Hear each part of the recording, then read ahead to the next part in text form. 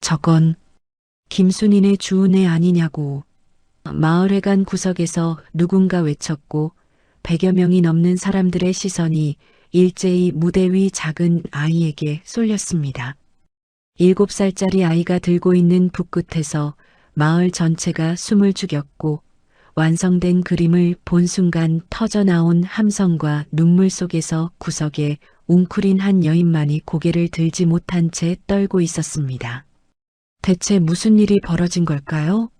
42의 나이에 시집도 못 간 노처녀라는 손가락질을 받으며 살아온 김순이가 한겨울 눈 속에서 주운 갓난아기를 7년 동안 키워냈고 그 아이가 보여준 것은 누구도 상상하지 못한 기적이었습니다. 지금부터 그 이야기를 들려드리겠습니다.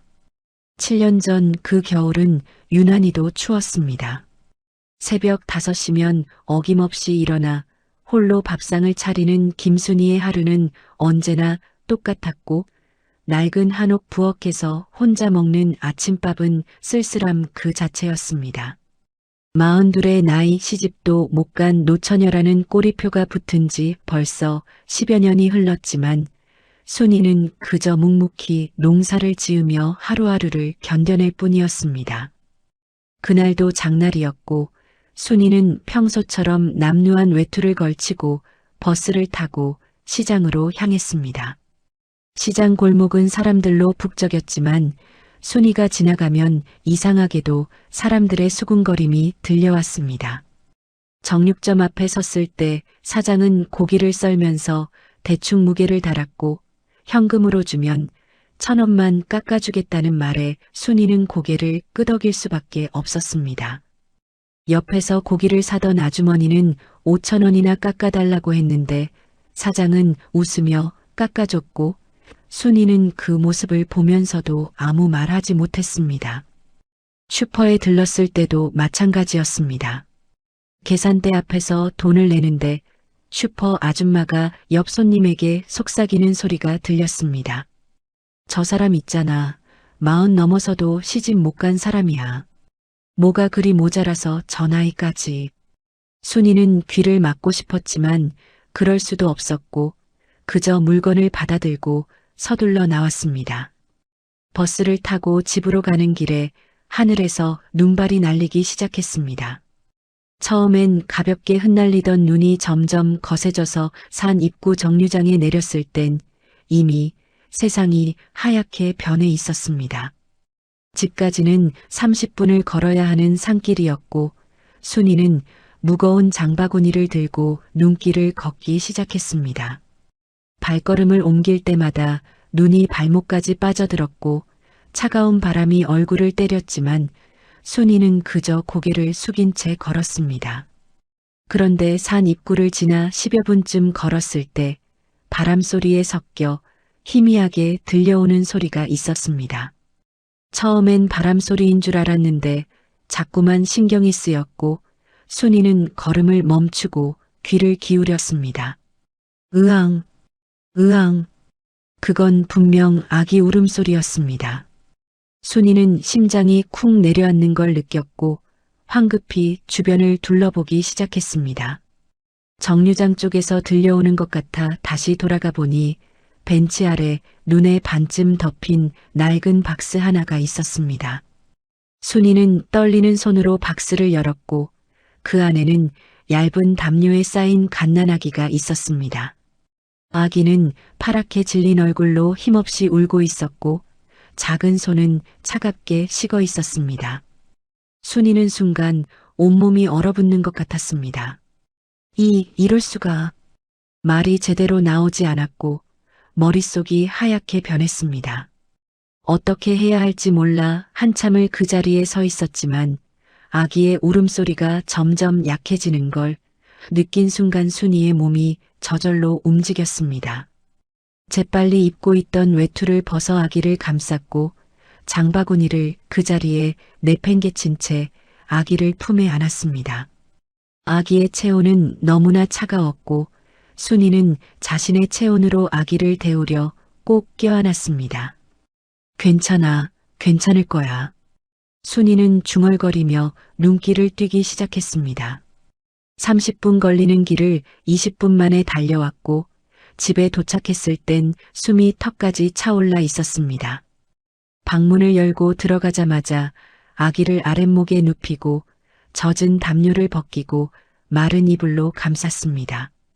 아기는 이제 울지도 못하고 가느다란 숨만 쉬고 있었고 순이는 다급한 마음에 따뜻한 물수건으로 아기의 몸을 닦아주며 체온을 올리려 애썼습니다. 밤새도록 아기 곁을 지켰습니다. 1시간마다 체온을 확인하고 따뜻한 물수건으로 몸을 닦아주고 아기가 혹시라도 숨을 멈출까봐 잠도 자지 못했습니다.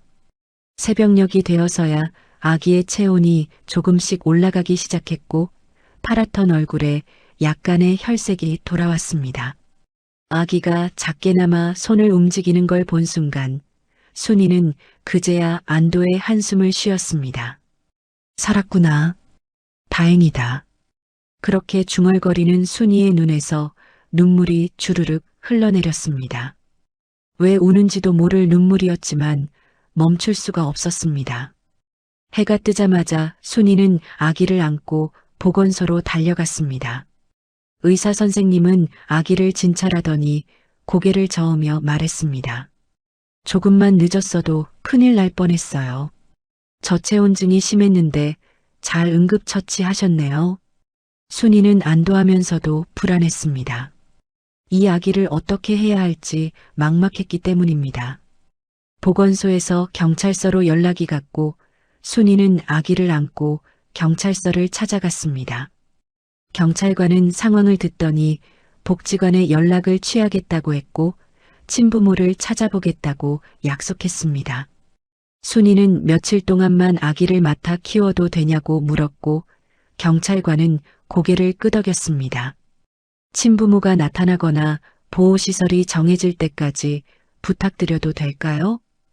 순이는 대답 대신 아기를 더욱 꼭 껴안았습니다. 일주일이 지나고 한 달이 지나도 친부모는 나타나지 않았습니다. 복지관에서 연락이 왔을 때 순이는 긴장했지만 담당 직원은 의외의 말을 했습니다. 보호시설이 다 차서 당분간 더 맡아주실 수 있을까요? 정부 지원금은 나올 겁니다.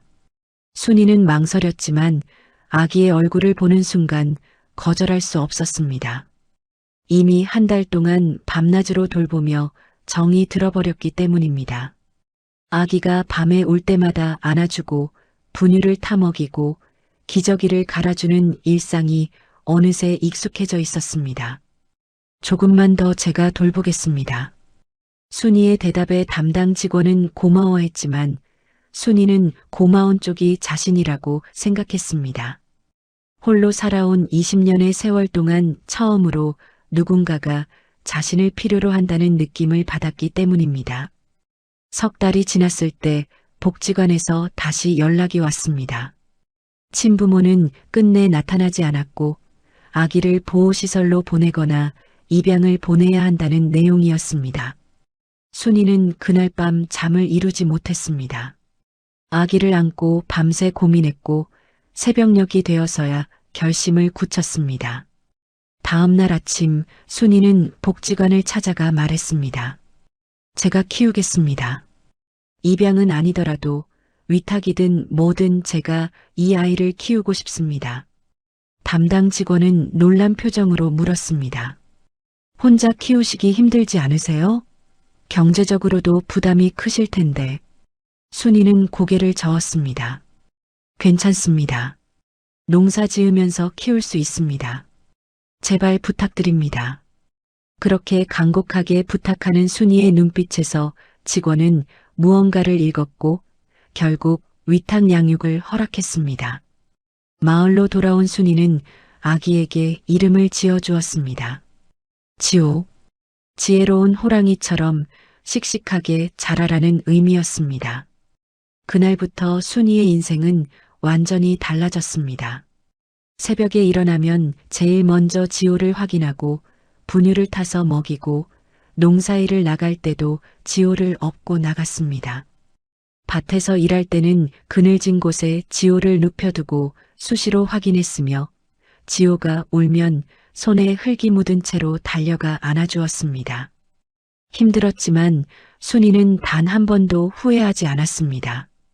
지호가 웃을 때마다, 작은 손으로 순이의 손가락을 꼭 잡을 때마다 순이는 이 선택이 옳았다고 확신했습니다. 하지만 마을 사람들의 시선은 차가웠습니다. 경로당 앞을 지날 때마다 할머니들의 수군거림이 들렸습니다. 시집도 못 간 주제에 애는 줍네. 나라에서 나오는 돈 때문에 키우는 거 아니야? 저 나이에 애 키우는 게 말이 되나? 순이는 그런 말들을 들을 때마다 가슴이 아팠지만 내색하지 않았습니다. 그저 묵묵히 지호를 안고 집으로 돌아왔고 지호에게 속삭였습니다. 괜찮아, 우리 지호. 엄마가 잘 키울 거야.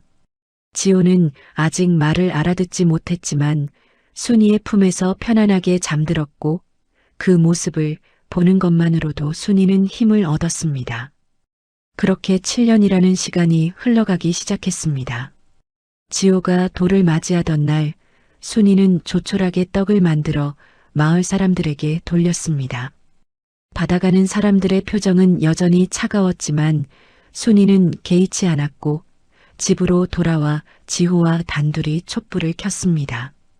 지호는 아직 걷지도 못했지만 순이의 얼굴을 보며 까르르 웃었고 그 웃음소리가 순이에게는 세상 어떤 노래보다 아름답게 들렸습니다.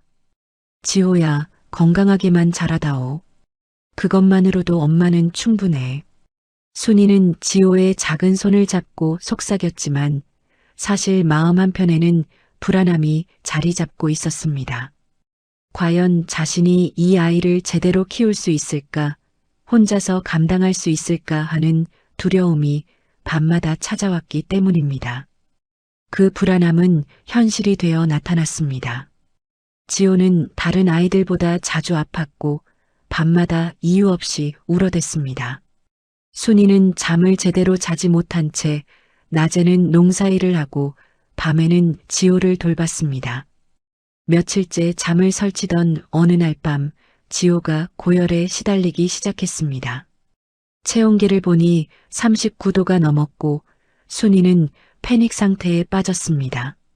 한밤중이었지만 지호를 업고 산길을 내려갔고 마을 보건소까지 달려갔지만 문은 굳게 닫혀 있었습니다. 할 수 없이 다시 집으로 돌아와 찬물 수건으로 지호의 열을 식혀주며 밤을 새웠고 다행히 새벽녘에 열이 조금씩 떨어지기 시작했습니다. 순이는 그제야 안도했지만 몸과 마음이 모두 지쳐버렸고 지호를 안은 채로 그대로 잠들어 버렸습니다. 경제적인 부담도 만만치 않았습니다. 정부에서 나오는 지원금으로는 분유값과 기저귀 값을 감당하기에도 빠듯했고 지호가 조금씩 자라면서 옷도 계속 사줘야 했습니다. 순이는 농사지은 채소를 더 많이 팔려고 애썼지만 중간 상인들은 턱없이 낮은 값을 불렀고 순이는 어쩔 수 없이 그 값에 팔 수밖에 없었습니다.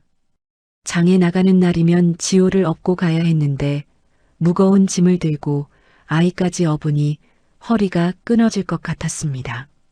그러던 어느 날 순이가 채소를 팔고 있을 때 옆 가게 아주머니가 비웃듯 말했습니다. 애 없고 장사하는 꼴 좀 봐. 혼자도 힘들 텐데 주제 파악을 해야지. 순이는 아무 대꾸도 하지 않았지만 그날 집으로 돌아오는 길에 눈물이 멈추지 않았습니다. 마을 사람들의 시선은 시간이 지날수록 더 차갑게 변했습니다. 경로당 앞을 지날 때마다 박씨 할매를 비롯한 할머니들이 노골적으로 수군거렸습니다. 저 나이에 애 키우는 게 말이 되나? 애만 불쌍하지. 친엄마도 아니면서 무슨 정이 있다고. 나라에서 돈 나오니까 키우는 거지 뭐. 몇 년 키우다 보내버릴 거면서 괜히 애만 정들게 하네. 순이는 그런 말들을 들을 때마다 가슴이 찢어지는 것 같았지만 참을 수밖에 없었습니다. 항변하려 해도 입이 떨어지지 않았고 설령 말한들 그들이 이해해 줄 리 없다는 걸 알았기 때문입니다. 그저 지호를 더 꼭 안아주는 것만이 순이가 할 수 있는 전부였습니다. 지호가 두 돌을 넘기고 세 돌을 맞이할 무렵 순이의 몸은 눈에 띄게 야위어 갔습니다. 밤낮으로 일하고 아이를 돌보느라 제대로 먹지도 자지도 못했기 때문입니다. 거울을 보면 늙은 자신의 얼굴이 비쳤고 40을 갓 넘긴 나이임에도 50대처럼 보였습니다. 손은 거칠어졌고 허리는 구부정해졌으며 머리카락에는 흰머리가 섞이기 시작했습니다. 하지만 순이는 거울을 보며 한숨만 쉬었을 뿐 포기하지 않았습니다. 지호가 건강하게 자라는 모습을 보는 것만으로도 충분했고 지호가 엄마라고 부를 때마다 모든 고생이 보상받는 기분이었기 때문입니다. 그러던 어느 날 마을 슈퍼에서 장을 보고 있을 때였습니다. 순이가 계산을 하려고 줄을 서 있는데 뒤에서 두 아주머니가 대화를 나누는 소리가 들렸습니다. 저 사람 있잖아, 김순이. 애 키운 지 벌써 몇 년째야? 글쎄, 3년쯤 됐나? 근데 그 애가 진짜 불쌍해. 친엄마도 아닌 사람한테 키워지는 게. 맞아, 나중에 크면 어떻게 되려나. 엄마 찾겠다고 나갈 거 아냐? 순이는 그 말을 듣는 순간 심장이 철렁 내려앉았습니다. 사실 순이도 가끔 그런 두려움을 느꼈기 때문입니다. 지호가 자라서 진실을 알게 되면 자신을 떠나가는 건 아닐까 하는 불안감이 늘 마음 한편에 자리 잡고 있었습니다. 집으로 돌아온 순이는 잠든 지호를 바라보며 한참을 울었습니다. 조용히 소리내지 않고 울었지만 눈물은 멈추지 않았습니다. 지호야, 엄마가 미안해. 너한테 더 좋은 환경을 만들어주지 못해서. 순이는 지호의 작은 손을 잡고 속삭였지만 지호는 곤히 잠들어 있었습니다. 순이는 오래된 서랍을 열고 깊숙한 곳에서 낡은 사진 몇 장을 꺼냈습니다. 20대의 자신이 환하게 웃고 있는 사진, 그림을 그리던 젊은 시절의 사진들이었습니다.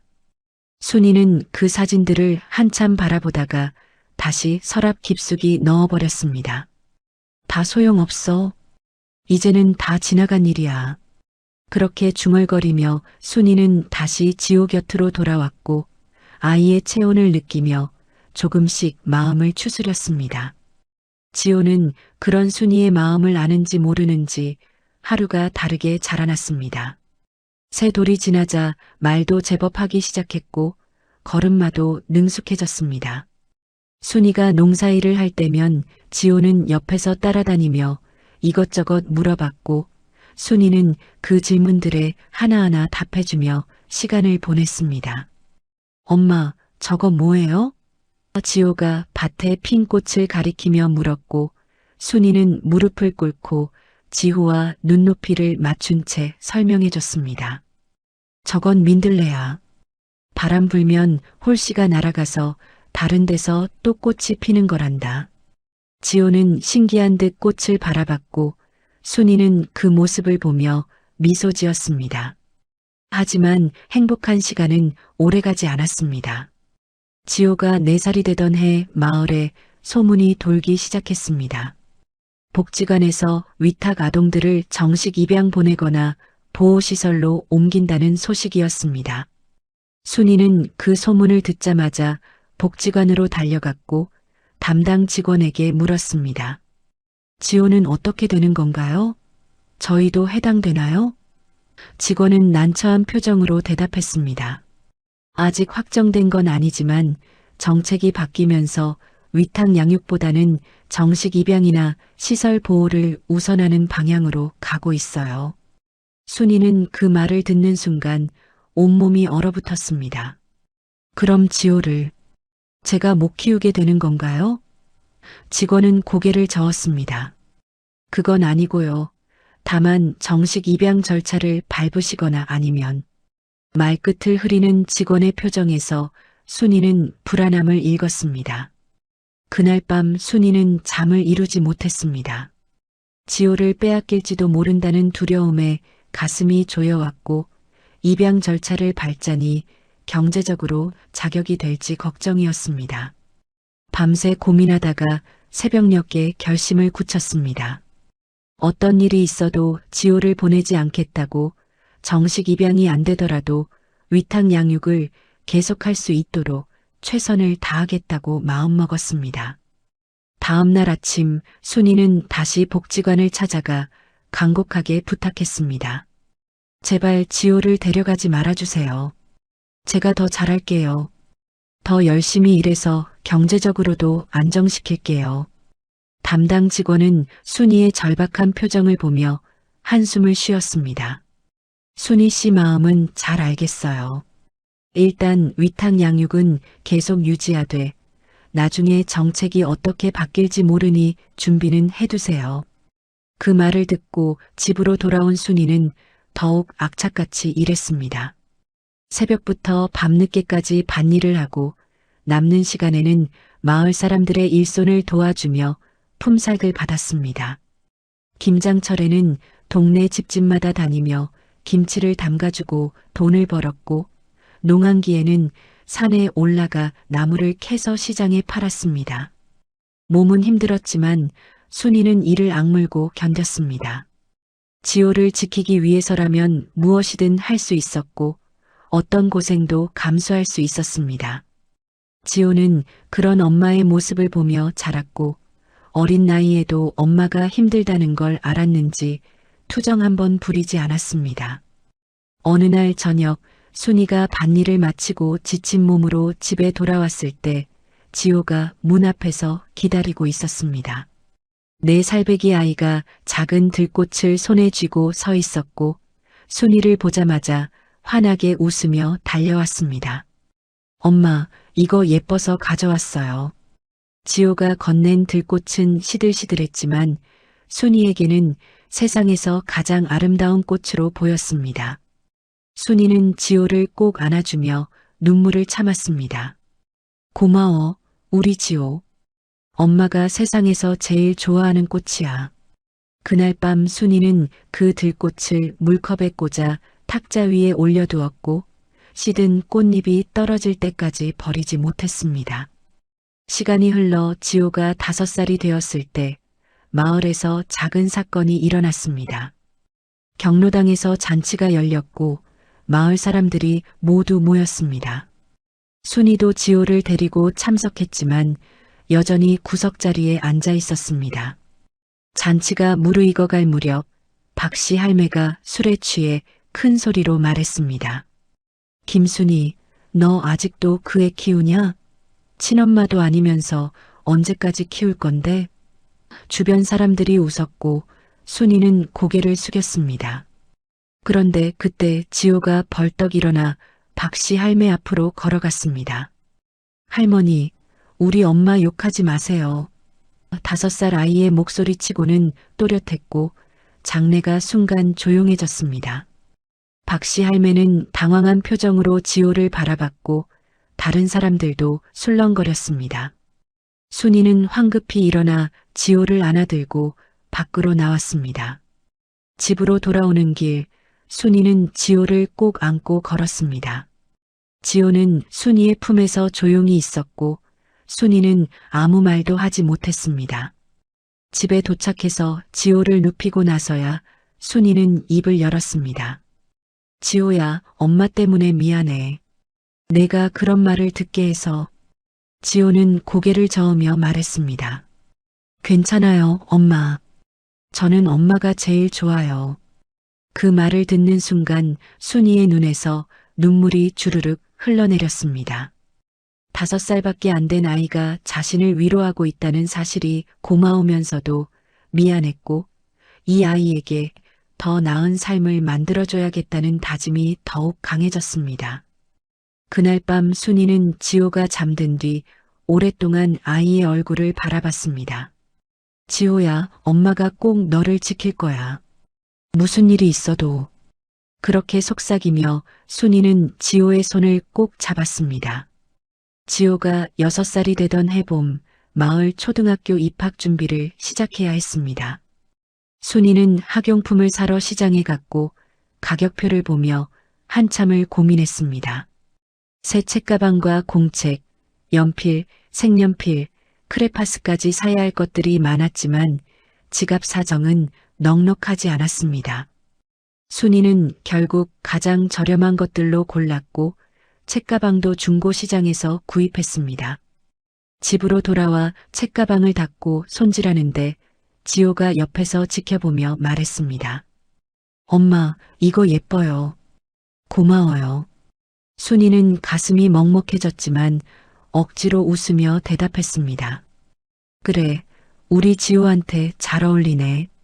하지만 마음 한편에서는 새 책가방 하나 사주지 못하는 자신이 한없이 초라하게 느껴졌습니다. 입학식 날 순이는 지호의 손을 잡고 학교로 갔습니다. 운동장에는 새 옷을 입은 아이들과 부모들로 가득했고 순이는 낡은 옷을 입은 채 구석에 서 있었습니다. 다른 엄마들은 삼삼오오 모여 이야기를 나누고 있었지만 아무도 순이에게 말을 걸지 않았고 순이도 먼저 다가가지 못했습니다. 지호는 엄마의 손을 꼭 잡은 채 주변을 둘러보았고 순이는 지호에게만 집중하려 애썼습니다. 입학식이 끝나고 교실로 이동할 때 한 아이의 엄마가 지호를 보며 자기 아이에게 속삭이는 소리가 들렸습니다. 저 애는 엄마가 주어서 키우는 애래. 가까이 하지 마. 순이는 그 말을 듣고 주먹을 꽉 쥐었지만 아무 말도 할 수 없었습니다. 담임 선생님은 30대 초반의 젊은 여교사였고 학부모들을 한 명씩 만나 상담을 진행했습니다. 순이의 차례가 되었을 때 선생님은 서류를 보더니 조심스럽게 물었습니다. 지호 어머니시죠? 위탁 양육 중이라고 나와 있는데. 순이는 고개를 끄덕이며 대답했습니다. 네, 제가 키우고 있습니다. 선생님은 잠시 망설이더니 말을 이었습니다. 혹시 지호가 학교 생활에 적응하는데 어려움이 있으면 말씀해 주세요. 제가 신경 써서 보겠습니다. 순이는 그 말에 조금 안도했지만 동시에 걱정도 밀려왔습니다. 지호가 학교에서 따돌림을 당하지는 않을까, 친구들이 놀려대지는 않을까 하는 불안감이 가슴을 짓눌렀기 때문입니다. 처음 몇 주는 큰 문제 없이 지나갔습니다. 지호는 학교에 다녀와서 그날 있었던 일들을 순이에게 이야기해줬고 순이는 그 이야기를 들으며 안도했습니다. 하지만 한 달쯤 지났을 때부터 조금씩 변화가 느껴지기 시작했습니다. 지호가 학교에서 돌아오면 말수가 줄어들었고 밥도 잘 먹지 않았습니다. 순이가 무슨 일이 있냐고 물어도 지호는 고개를 저으며 괜찮다고만 했습니다. 며칠 후 순이는 지호의 책가방에서 구겨진 공책을 발견했고 펼쳐보니 주은의 엄마 없는 애라는 낙서가 적혀 있었습니다. 순이는 그 순간 온몸의 피가 거꾸로 솟는 것 같았습니다. 다음 날 학교를 찾아가 담임 선생님과 면담을 했습니다. 선생님은 미안한 표정으로 말했습니다. 죄송합니다. 제가 주의 깊게 보지 못했네요. 아이들을 따로 불러서 주의를 주겠습니다. 순이는 고개를 끄덕였지만 마음은 무거웠습니다. 선생님이 주의를 준다고 해서 아이들의 마음이 바뀔 리 없다는 걸 알았기 때문입니다. 집으로 돌아와 지호를 앉혀놓고 이야기를 나눴습니다. 지호야, 학교에서 친구들이 뭐라고 하니? 지호는 한참을 망설이다가 작은 목소리로 대답했습니다. 애들이 저한테 엄마가 진짜 엄마 아니라고 해요. 주어진 애라고. 순이는 가슴이 찢어지는 것 같았지만 애써 침착하게 말했습니다. 지호야, 엄마가 너를 낳진 않았지만 너를 사랑하는 건 진짜야. 그게 제일 중요한 거란다. 지호는 순이의 말을 듣고 고개를 끄덕였지만 눈물을 흘렸습니다. 순이는 지호를 꼭 안아주며 함께 울었고 그날 밤 두 사람은 오랫동안 서로를 아는 채 있었습니다. 다음 날부터 지호는 학교에서 혼자 지내는 시간이 많아졌고 친구들과 어울리지 않았습니다. 쉬는 시간에는 운동장 한 구석에 앉아 혼자 그림을 그리거나 책을 읽었고 점심시간에도 혼자 밥을 먹었습니다. 담임 선생님은 그런 지호를 보며 안타까워했지만 뾰족한 방법이 없었고 순이는 그저 지호가 집에 오면 더 많은 사랑을 주려고 애썼습니다. 그러던 어느 날 학교에서 미술 시간이 있었습니다. 선생님이 자유롭게 그림을 그리라고 했고 아이들은 저마다 크레파스를 꺼내 그림을 그리기 시작했습니다. 지호도 조용히 도화지 앞에 앉아 그림을 그렸는데 평소보다 훨씬 오래 시간을 들였습니다. 다른 아이들이 다 그리고 떠들고 있을 때도 지호는 묵묵히 그림에 집중했고 선생님은 그 모습을 지켜보다가 지호의 책상 앞으로 다가갔습니다. 도화지 위에는 산과 집, 그리고 두 사람이 그려져 있었습니다. 큰 사람과 작은 사람이 손을 잡고 서 있었고 주변에는 꽃과 나무들이 가득했습니다. 선생님은 그림을 보는 순간 깜짝 놀랐습니다. 6살 아이가 그렸다고 보기 힘들 정도로 섬세했고 색감도 조화로웠습니다. 무엇보다 그림에서 느껴지는 따뜻함이 선생님의 마음을 울렸습니다. 지호야, 이거 내가 혼자 그린 거니? 선생님이 물었고 지호는 고개를 끄덕였습니다. 네, 우리 엄마랑 저예요. 엄마 손잡고 산책하는 거요. 선생님은 그림을 한참 바라보다가 지호의 머리를 쓰다듬어 줬습니다. 정말 잘 그렸다. 선생님이 복도에 전시해도 될까? 지호는 수줍게 웃으며 고개를 끄덕였고 선생님은 그림을 조심스럽게 들고 교무실로 향했습니다.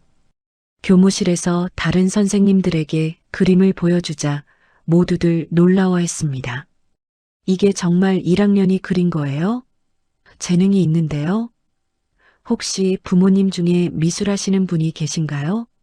담임 선생님은 고개를 저으며 대답했습니다. 위탁 양육 중인 아이예요. 그런데 이렇게 그림을 잘 그리는 줄은 몰랐네요. 다른 선생님들은 안타까운 표정을 지었지만 동시에 지호의 재능에 대해 이야기를 나눴습니다. 그날 이후로 선생님은 지호를 좀 더 주의 깊게 관찰하기 시작했고 수업 시간마다 지호의 행동을 지켜봤습니다. 며칠 후 선생님은 순이를 따로 불러 상담을 요청했습니다. 순이는 불안한 마음으로 학교를 찾아갔고 선생님 앞에 앉았습니다. 무슨 일이 있나요? 지호가 또 무슨... 순이가 걱정스럽게 묻자 선생님은 미소를 지으며 손을 저었습니다. 아니에요. 나쁜 일이 아니에요. 오히려 좋은 이야기를 드리려고요. 선생님은 지호가 그린 그림을 꺼내 보여줬고 순이는 그림을 보는 순간 눈시울이 붉어졌습니다. 자신과 지호가 손을 잡고 있는 모습, 주변의 꽃과 나무들, 따뜻한 색감이 마음을 울렸기 때문입니다. 지호 어머니, 혹시 집안에 미술하시는 분이 계신가요? 선생님이 물었고 순이는 잠시 망설였습니다. 자신의 과거를 말해야 할지 고민되었지만 결국 고개를 저었습니다. 아니요, 특별히 그런 사람은 없어요. 선생님은 의아한 표정을 지었지만 더 이상 묻지 않았습니다. 그렇다면 지호가 타고난 재능이 있는 것 같아요. 그림을 정말 잘 그리거든요. 6살 아이 수준을 훨씬 넘어섰어요. 순이는 그 말을 듣고 가슴이 뭉클해졌습니다. 지호가 재능이 있다니 그동안 전혀 몰랐던 사실이었습니다. 집으로 돌아오는 길, 순이는 지호의 손을 잡고 천천히 걸었습니다. 지호야, 선생님이 너 그림 잘 그린다고 하시더라. 지호는 수줍게 웃으며 대답했습니다. 그냥 재미있어서 그린 거예요. 순이는 지호를 보며 생각했습니다. 혹시 이 아이가 자신처럼 미술에 재능이 있는 건 아닐까 하지만 자신처럼 그 재능을 펼치지 못하고 살게 되는 건 아닐까 하는 걱정이 밀려왔습니다. 집에 도착해서 순이는 오래된 서랍을 열었고 깊숙이 숨겨둔 낡은 물감과 붓을 꺼냈습니다. 20년 만에 꺼내는 도구들이었고 먼지가 쌓여 있었지만 아직 쓸만했습니다. 지호야, 이거 써봐. 엄마가 예전에 쓰던 거야. 순이가 물감과 붓을 내밀자 지호의 눈이 반짝였습니다. 와, 진짜요? 저 이거 써도 돼요? 순이는 고개를 끄덕이며 웃었습니다. 그럼 마음껏 그려봐. 지호는 신이 나서 도화지를 펼치고 물감을 짜기 시작했고 순이는 그 모습을 지켜보며 마음이 복잡해졌습니다. 자신이 이루지 못한 꿈을 이 아이가 이룰 수 있을까? 아니면 자신처럼 현실의 벽에 부딪혀 포기하게 될까 하는 생각들이 머릿속을 맴돌았습니다. 그날 밤 지호가 잠든 후 순이는 아이가 그린 그림들을 펼쳐놓고 한참을 바라봤습니다. 서툴지만 진심이 담긴 그림들이었고 색감 선택이나 구도를 보면 분명 재능이 느껴졌습니다. 순이는 자신의 젊은 시절을 떠올렸습니다. 미대를 수석으로 졸업하고 국전에서 상을 받았던 시절, 앞날이 창창했던 그때가 아련하게 느껴졌습니다. 하지만 아버지의 갑작스러운 죽음과 빚더미, 그리고 고향으로 돌아와 모든 걸 포기해야 했던 현실이 순이를 짓눌렀고 결국 그림을 놓아버린 지 20년이 지났습니다. 지호만큼은 나처럼 살지 않았으면. 순이는 조용히 중얼거리며 지호의 그림을 소중하게 정리했습니다. 다음 날부터 순이는 지호에게 조금씩 그림 그리는 법을 가르쳐주기 시작했습니다. 물론 전문적인 교육은 아니었지만 색감을 조화롭게 쓰는 법, 구도를 잡는 법 같은 기본적인 것들을 알려줬습니다. 지호는 스펀지처럼 흡수했고 가르쳐주는 것보다 더 빨리 배웠습니다. 순이는 그런 지호를 보며 놀라움과 동시에 두려움을 느꼈습니다. 이 아이의 재능을 어떻게 키워줘야 할지, 자신이 과연 제대로 가르칠 수 있을지 확신이 서지 않았기 때문입니다. 하지만 한 가지는 확실했습니다. 지호만큼은 자신처럼 재능을 묻어버리게 하지 않겠다는 다짐, 그것만큼은 분명했습니다.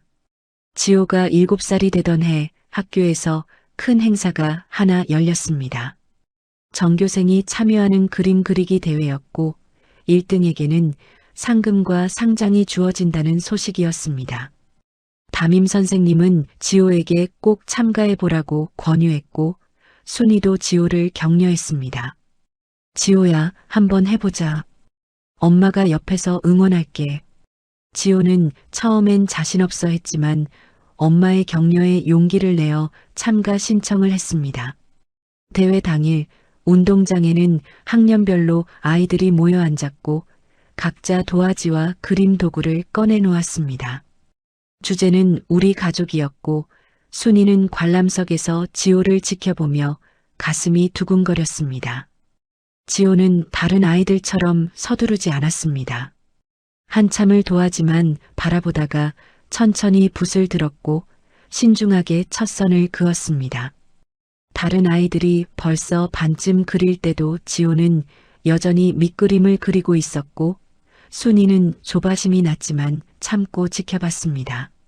시간이 흐르면서 지호의 도화지 위에 형태가 드러나기 시작했고 산과 집, 그리고 두 사람의 모습이 그려졌습니다. 색을 칠하기 시작하자 주변 아이들이 하나둘 지호의 그림을 힐끔거리며 쳐다봤고 순이는 그 반응을 보며 가슴이 뛰었습니다.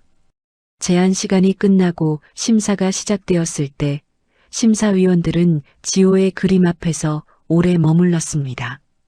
결과 발표 시간이 되었고 교감 선생님이 마이크를 잡았습니다. 1학년 부문 1등은 1학년 3반 김지호 학생입니다. 순이는 그 말을 듣는 순간 눈물이 핑 돌았습니다. 지호는 어리둥절한 표정으로 단상에 올라갔고 상장과 상금 봉투를 받았습니다. 박수 소리가 울려 퍼졌지만 그 사이사이로 수군거리는 소리도 들렸습니다. 저 애가 주은 애 맞지? 엄마가 어떻게 가르쳤길래 저렇게 잘 그리지? 혹시 엄마가 대신 그린 거 아냐? 순이는 그런 말들을 들으며 가슴이 답답해졌지만 지호만 바라보며 박수를 쳤습니다.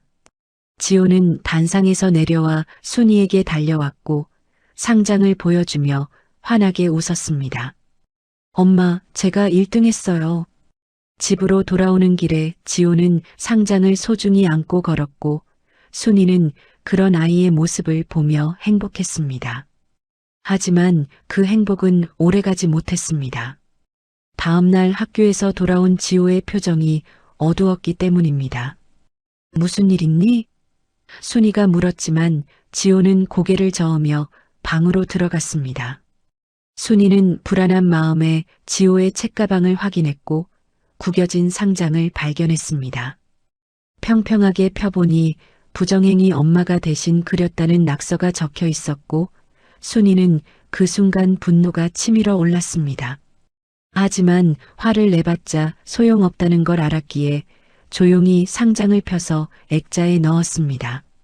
그날 밤 지호는 밥도 제대로 먹지 않았고 일찍 잠자리에 들었습니다. 순이는 잠든 지호의 옆에 앉아 한참을 아이의 얼굴을 바라봤습니다. 미안해, 지호야. 엄마 때문에 내가 이런 일을 겪는구나. 순이는 조용히 속삭이며 지호의 손을 잡았습니다. 다음 날 아침 순이는 학교를 찾아가 담임 선생님과 면담을 요청했습니다. 선생님은 순이의 말을 듣고 안타까운 표정을 지었습니다. 아이들한테 다시 한번 얘기해 보겠습니다. 하지만 솔직히 말씀드리면 부모님들이 집에서 어떻게 이야기하는지까지는 제가 통제할 수 없어서. 순이는 선생님의 말을 이해했습니다. 결국 마을 사람들의 편견이 아이들에게까지 전해진 것이고 그걸 바꾸기는 쉽지 않았습니다. 학교를 나온 순이는 발걸음이 무겁게 집으로 향했습니다. 그런데 마을 입구를 지나는데 경로당 앞에서 박씨 할매를 비롯한 할머니들이 모여 있었습니다. 순이는 그냥 지나치려 했지만 박씨 할매가 큰 소리로 불렀습니다. 김순이, 잠깐만. 순이는 멈춰섰고 박씨 할매가 다가왔습니다. 들었어. 너네 지호가 그림 대회에서 1등 했다며? 근데 사람들이 수상쩍어 하더라. 진짜 혼자 그린 거 맞아? 순이는 참았던 감정이 터져 나올 것 같았지만 꾹 눌렀습니다. 네, 지호가 혼자 그렸습니다. 박씨 할매는 코웃음을 쳤습니다. 혼자 그렸다고? 7살짜리가 그렇게 잘 그릴 리가 없지. 내가 손 좀 댄 거 아냐? 순이는 더 이상 참을 수 없었습니다. 할머니, 제발 그만하세요. 지호는 정말 재능이 있는 아이예요. 왜 그걸 믿어주지 않으시는 겁니까? 목소리가 떨렸지만 순이는 또박또박 말했습니다. 박씨 할매는 당황한 표정을 지었고 다른 할머니들도 수군거렸습니다. 저것 봐, 버릇없이 말대꾸를 하네. 주제도 모르고. 순이는 더 이상 듣고 싶지 않아 발걸음을 돌렸고 집으로 향했습니다. 집에 도착해서 현관문을 닫자마자 주저앉아 울음을 터뜨렸습니다.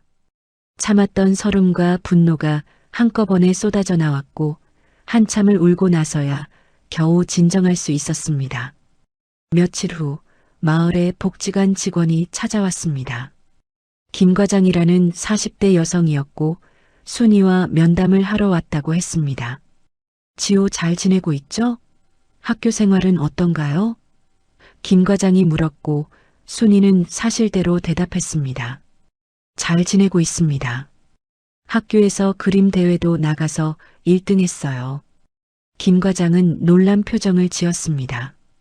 정말요? 대단한데요. 그림을 잘 그리나 보네요. 순이는 고개를 끄덕이며 지호가 그린 그림들을 보여줬고 김 과장은 그림들을 보며 감탄했습니다. 이게 정말 7살이 그린 거예요? 재능이 있는데요? 순이는 그 말에 조금 위안이 되었습니다. 김 과장은 집안을 둘러보다가 벽에 걸린 낡은 액자를 발견했습니다. 오래된 상장과 사진이 들어있는 액자였고 김 과장은 가까이 다가가 자세히 봤습니다. 이게 국전대상? 혹시 이게?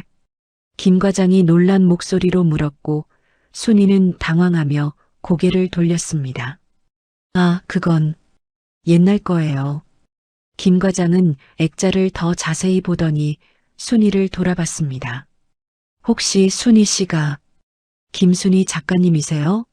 20년 전에 국전대상 받으신. 순이는 더 이상 숨길 수 없다는 걸 알았고 천천히 고개를 끄덕였습니다. 네. 하지만 이제는 다 옛날이에요. 오래전에 그림 그만뒀습니다. 김 과장은 믿을 수 없다는 표정으로 순이를 바라봤습니다. 아니, 그런 분이 왜 여기서 이렇게 말을 잇지 못하는 김 과장을 보며 순이는 씁쓸하게 웃었습니다. 사정이 있었어요. 아버지가 돌아가시고 빚을 갚느라 모든 걸 포기해야 했죠. 그렇게 20년이 흘렀고 이제는 그냥 평범하게 살고 있습니다. 김 과장은 한참을 아무 말도 하지 못했습니다. 20년 전 미술계를 떠들썩하게 했던 천재 화가가 산골 마을에서 위탁 아이를 키우며 살고 있다는 사실이 믿기지 않았기 때문입니다. 그럼 지호의 재능은? 김 과장이 조심스럽게 물었고 순이는 고개를 끄덕였습니다. 네, 제가 조금씩 가르치고 있어요. 하지만 전문적인 교육은 못 시키고 있죠. 김 과장은 잠시 생각하더니 말했습니다. 순이 씨, 제가 좀 도와드릴 수 있을 것 같아요. 지호한테 제대로 된 미술 교육을 받을 수 있는 기회를 만들어 보겠습니다. 순이는 그 말에 눈이 커졌습니다. 정말요? 하지만 저희는 형편이. 김 과장은 손을 저으며 말했습니다. 걱정 마세요. 복지관에서 지원할 수 있는 프로그램들이 있어요. 그리고 순이 씨도 다시 그림을 그려보시는 게 어떨까요? 재능을 묻어두기엔 너무 아까우세요. 순이는 고개를 저었습니다. 저는 이제 늦었어요. 그냥 지호가 잘 자라는 것만 봐도 충분합니다. 김 과장은 순이의 눈을 바라보며 말했습니다. 순이 씨가 행복해야 지호도 행복할 거예요. 생각해 보세요. 김 과장이 돌아간 후 순이는 오랫동안 생각에 잠겼습니다. 과연 자신이 다시 그림을 그릴 수 있을까? 20년이라는 세월 동안 놓아버린 붓을 다시 잡을 수 있을까 하는 의문이 들었습니다. 하지만 한편으로는 가슴속 깊이 묻어둔 열정이 다시 꿈틀거리는 것도 느꼈습니다. 그날 밤 지호가 잠든 후 순이는 오래된 캔버스 하나를 꺼냈습니다. 먼지가 수북이 쌓인 캔버스를 닦아내고 앞에 앉았습니다.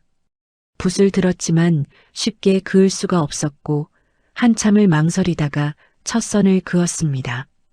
손이 떨렸지만 선은 의외로 부드럽게 이어졌고 순이는 조금씩 그림에 몰입하기 시작했습니다. 새벽녘까지 그림을 그렸고 완성된 그림을 보니 눈물이 났습니다. 서툴렀지만 20년 만에 다시 그린 그림이었고 그림 속에는 지호가 있었습니다. 순이의 손을 잡고 웃고 있는 지호의 모습이 캔버스 위에 살아있었습니다. 아직 늦지 않았구나. 순이는 조용히 중얼거리며 붓을 내려놓았습니다. 20년 동안 잊고 살았던 자신의 일부가 다시 깨어나는 것 같았고 그것이 두렵기도 했지만 동시에 설레기도 했습니다. 하지만 순이는 아직 확신할 수 없었습니다. 과연 자신이 다시 화가로 살아갈 수 있을지 아니면 그저 잠깐의 착각일 뿐인지 알 수 없었습니다. 다음 날 아침 지호가 일어나서 순이가 그린 그림을 발견했습니다.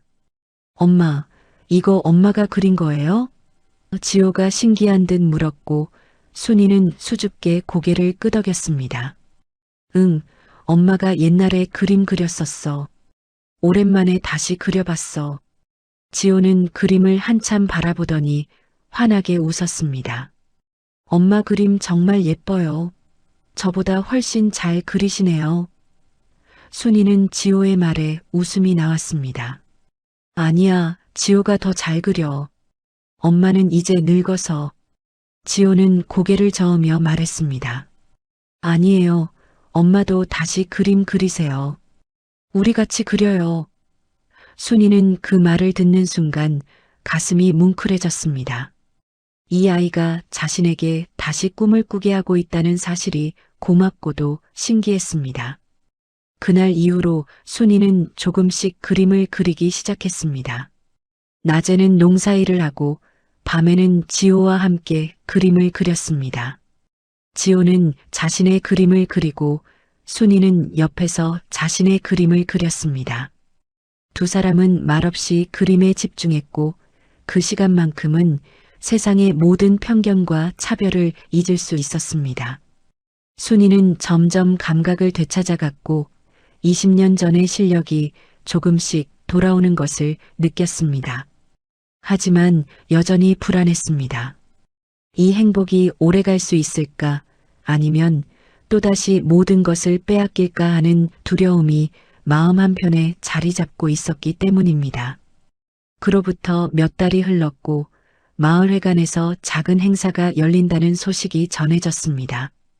마을 창립 기념일을 맞아 주민들이 모두 모이는 자리였고 어린이들을 위한 장기자랑, 시간도 마련되어 있었습니다. 담임 선생님은 지호에게 참가해보라고 권유했지만 순이는 망설였습니다.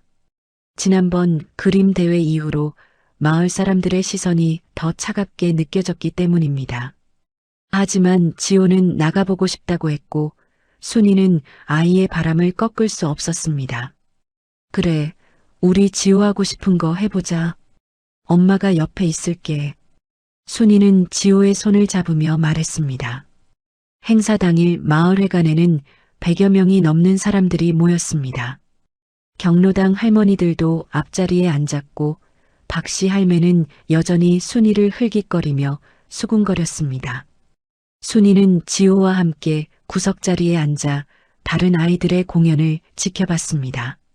노래를 부르는 아이, 춤을 추는 아이, 태권도 시범을 보이는 아이들이 차례로 무대에 올라 박수를 받았습니다. 순이는 지호를 보며 물었습니다. 긴장되니? 지호는 고개를 끄덕였지만 눈빛만큼은 단호했습니다. 괜찮아요, 엄마. 저 열심히 준비했어요. 순이는 지호의 손을 꼭 잡아주며 격려했습니다. 드디어 지호의 차례가 되었고 사회자가 이름을 호명했습니다. 다음은 1학년 김지호 학생의 그림 그리기입니다. 순이는 지호의 등을 가볍게 두드려주며 무대로 보냈고 지호는 떨리는 발걸음으로 무대 위로 올라갔습니다. 무대 한쪽에는 큰 이젤과 도화지가 준비되어 있었고 지호는 그 앞에 섰습니다. 장내가 조용해졌고 사람들은 호기심 어린 눈으로 지호를 바라봤습니다. 저건 김순이네 주은애잖아. 그림 좀 그린다더니 한번 보자. 수군거리는 소리가 들렸지만 지호는 개의치 않고 붓을 들었습니다. 지호가 그림을 그리기 시작했습니다. 처음엔 관심 없다는 듯 떠들던 사람들이 점점 조용해졌고 지호의 손놀림에 시선이 모아지기 시작했습니다. 큰 붓으로 배경을 칠하고 작은 붓으로 디테일을 살리고 색을 섞어 농담을 조절하는 모습이 7살 아이의 솜씨라고 보기 힘들 정도였습니다. 순이는 객석에서 지호를 지켜보며 가슴이 뭉클해졌습니다. 지호가 그리는 그림은 마을 전체의 풍경이었습니다. 산과 집들, 마을회관, 그리고 그 안에 살고 있는 사람들의 모습이 하나하나 그려지기 시작했습니다. 10여 분이 지나자 그림의 윤곽이 드러났고 사람들은 숨을 죽이고 지켜봤습니다. 완성된 그림은 단순한 풍경화가 아니었습니다. 각 사람의 표정과 감정까지 담겨 있었고 마을의 온기와 동시에 어떤 쓸쓸함도 느껴졌습니다. 특히 그림 한쪽 구석에 작게 그려진 두 사람, 큰 사람과 작은 사람이 손을 잡고 서 있는 모습은 보는 이의 가슴을 울렸습니다. 지호가 붓을 내려놓자 잠시 정적이 흘렀고 곧이어 폭발하듯 박수 소리가 터져 나왔습니다. 와, 저게 진짜 7살이 그린 거야? 말도 안 돼. 어떻게 저렇게 그릴 수가 있지? 천재 아니야? 사람들의 감탄이 여기저기서 들려왔고 순이는 눈물을 참으며 박수를 쳤습니다. 지호는 수줍게 인사를 하고 무대에서 내려왔고 순이에게 달려와 안겼습니다. 엄마, 제가 잘했어요? 지호가 물었고 순이는 아이를 꼭 안으며 대답했습니다. 그럼 정말 잘했어. 엄마가 너무 자랑스러워. 하지만 기쁨도 잠시 박씨 할매를 비롯한 몇몇 사람들의 표정은 여전히 의심스러워 보였습니다. 아무리 그래도 저건 좀 너무 잘 그리는 거 아니야? 혹시 엄마가 미리 가르쳐 준 거 아닐까? 수군거리는 소리가 들렸지만 대부분의 사람들은 지호의 재능을 인정하는 분위기였습니다. 행사가 끝나고 집으로 돌아가는 길, 여러 사람들이 순이와 지호에게 다가와 인사를 건넸습니다. 그런데 그 중에 낯선 남자가 한 명 있었습니다. 30대 중반으로 보이는 남자는 명함을 내밀며 자신을 소개했습니다. 안녕하세요. 저는 지역 방송국에서 휴먼 다큐를 만드는 최재훈 PD라고 합니다. 순이는 놀라서 명함을 받아들었고 최 PD는 미소를 지으며 말을 이었습니다. 오늘 지호 학생의 그림을 보고 정말 감동받았습니다. 혹시 저희가 지호 학생을 취재해도 될까요? 이런 재능 있는 아이의 이야기를 많은 사람들에게 알리고 싶습니다. 순이는 당황스러웠습니다. 방송국 취재라니 생각지도 못한 일이었기 때문입니다. 그건 좀 생각해 봐야 할 것 같은데요. 순이가 망설이자 최 PD는 고개를 끄덕였습니다. 물론입니다. 천천히 생각해 보시고 연락 주세요. 집으로 돌아온 순이는 밤새 고민했습니다. 방송에 나간다는 것은 지호를 세상에 알리는 일이었고 그것이 지호에게 좋은 기회가 될 수도 있었지만 동시에 부담이 될 수도 있었습니다. 무엇보다 자신의 과거가 알려질까봐 두려웠습니다. 국전 대상을 받았던 화가가 산골 마을에서 위탁 아이를 키우고 있다는 사실이 알려지면 어떤 일이 벌어질지 예측할 수 없었기 때문입니다. 하지만 지호의 미래를 생각하면 이 기회를 놓치기도 아까웠습니다. 며칠을 고민한 끝에 순이는 결심을 굳혔습니다. 지호를 위해서라면 자신의 과거가 드러나는 것쯤은 감수할 수 있다고 생각했습니다. 최 PD에게 연락을 했고 일주일 후 촬영이 시작되었습니다. 촬영팀은 순이와 지호의 일상을 따라다니며 카메라에 담았습니다. 지호가 학교에 가는 모습, 집에서 그림 그리는 모습, 순이와 함께 밭일하는 모습까지 모두 촬영되었습니다. 최 PD는 순이에게도 인터뷰를 요청했고 순이는 조심스럽게 대답했습니다. 지호를 처음 만난 건 7년 전 겨울이었습니다. 눈 속에 버려진 아기를 발견했고 그때부터 제가 키우게 되었죠. 최 PD는 고개를 끄덕이며 질문을 이어갔습니다. 혼자 키우시기 힘드셨을 텐데요. 순이는 잠시 망설이다가 대답했습니다. 힘들었지만 후회한 적은 없습니다. 지호가 있어서 제 인생이 의미 있어졌으니까요. 촬영 중에 최 PD는 순이의 집안을 둘러보다가 벽에 걸린 액자를 발견했습니다. 국전 대상 상장이 들어있는 액자였고 최 PD는 깜짝 놀라며 물었습니다. 이게 혹시 순이 씨가 받으신 건가요? 순이는 더 이상 숨길 수 없다는 걸 알았고 천천히 고개를 끄덕였습니다. 네, 20년 전에 받은 거예요. 최 PD는 믿을 수 없다는 표정으로 순이를 바라봤습니다. 그럼 순이 씨가 그 김순이 작가님이세요? 20년 전 미술계를 떠들썩하게 했던. 순이는 쓸쓸하게 웃으며 대답했습니다. 다 옛날이에요. 이제는 그냥 지호 엄마로 살고 있습니다. 최 PD는 한참을 말을 잇지 못했습니다. 이건 단순한 위탁 양육 이야기가 아니라 훨씬 더 깊은 스토리가 있다는 걸 깨달았기 때문입니다. 최 PD는 순이에게 더 자세한 이야기를 들려달라고 부탁했고, 순이는 처음으로 자신의 과거를 털어놓았습니다. 미대를 수석으로 졸업한 것, 국전대상을 받은 것, 개인전을 준비하던 중 아버지가 돌아가신 것, 빚을 갚기 위해 모든 걸 포기하고 고향으로 돌아온 것, 그리고 20년 동안 그림을 놓고 살아온 것까지 모든 이야기를 했습니다. 최 PD는 순이의 이야기를 듣고 눈시울이 붉어졌습니다. 그런 분이 왜 다시 그림을 그리지 않으셨어요? 최 PD가 물었고 순이는 한참을 망설이다가 대답했습니다. 용기가 없었어요. 한번 포기한 꿈을 다시 꾸기엔 너무 많은 시간이 흘렀고 이제는 지호를 키우는 게 제 전부니까요. 최 PD는 순이의 말을 듣고 깊이 생각에 잠겼습니다. 순이 씨, 지호의 재능은 어디서 온 걸까요? 최 PD가 물었고 순이는 조용히 대답했습니다. 아마도 타고난 것도 있겠지만 제가 옆에서 조금씩 가르친 것도 있을 거예요. 제가 못 이룬 꿈을 지호가 이루는 걸 보면서 대리만족을 하는 것 같기도 하고요. 최 PD는 고개를 끄덕이며 말했습니다. 이건 단순히 재능 있는 아이의 이야기가 아니에요. 꿈을 포기했던 한 여성이 버려진 아이를 통해 다시 꿈을 꾸게 되는 이야기죠. 사람들이 이 이야기를 보면 큰 감동을 받을 겁니다. 순이는 그 말을 듣고 복잡한 심정이 되었습니다. 과연 자신의 이야기가 다른 사람들에게 감동을 줄 수 있을지 확신이 서지 않았기 때문입니다.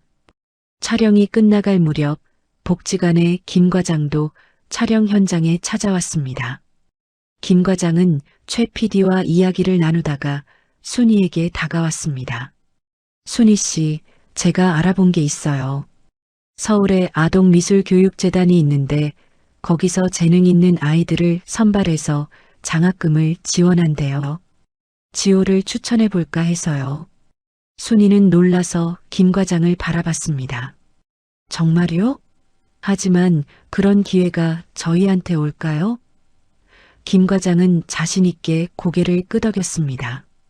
이번 다큐가 방영되면 분명히 관심을 가질 거예요. 그리고 순이 씨의 과거 경력도 큰 도움이 될 겁니다. 순이는 가슴이 두근거렸습니다.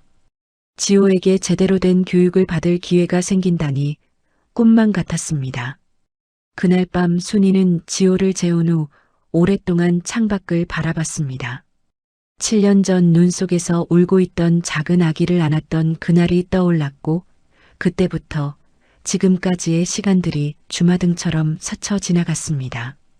힘들었지만 행복했던 시간들, 외롭고 서러웠지만 지호 때문에 견딜 수 있었던 날들이었습니다. 지호야, 이제 우리 조금씩 나아지는 거겠지? 순이는 조용히 중얼거리며 지호의 방으로 들어갔습니다.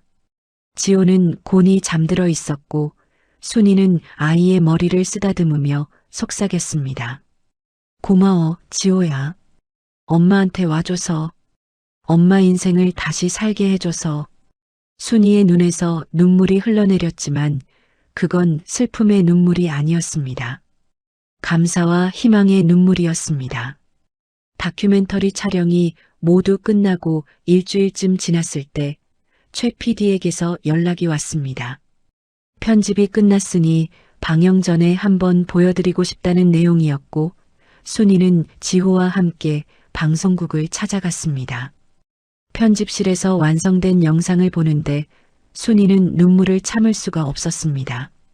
7년 전 눈 속에서 지호를 발견한 이야기부터 시작해서 지금까지의 과정이 30분 분량으로 담겨 있었고 순이의 과거 이야기도 감동적으로 편집되어 있었습니다.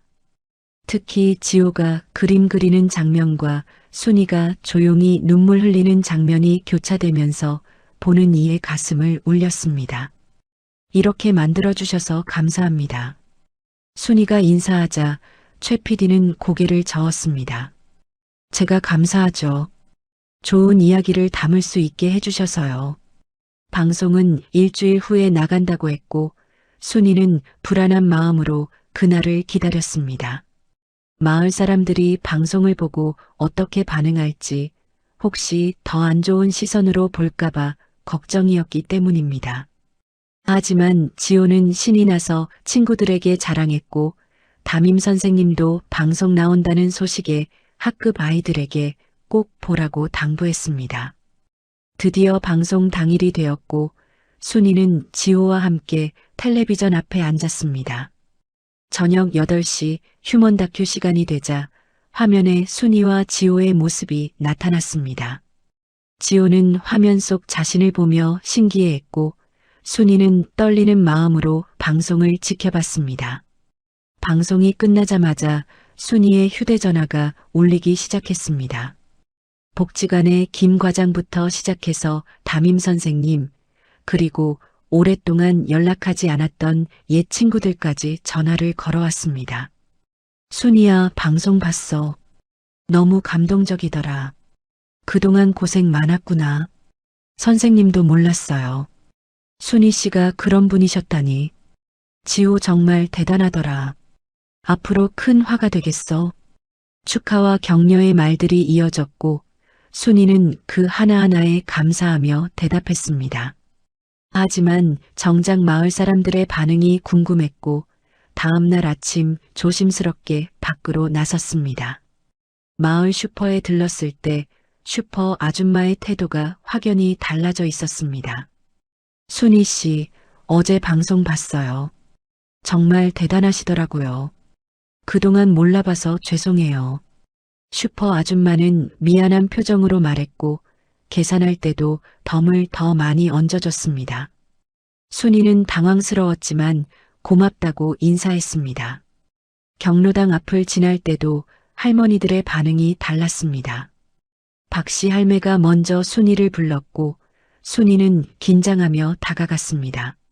순이야, 잠깐만. 박씨 할매는 평소와 달리 부드러운 목소리로 말했습니다. 어제 방송 봤어. 내가 그동안 너한테 너무 심하게 대했구나. 미안하다. 박씨 할매의 사과에 순이는 눈물이 핑 돌았습니다. 아니에요, 할머니. 괜찮습니다. 아니야, 괜찮은 게 아니지.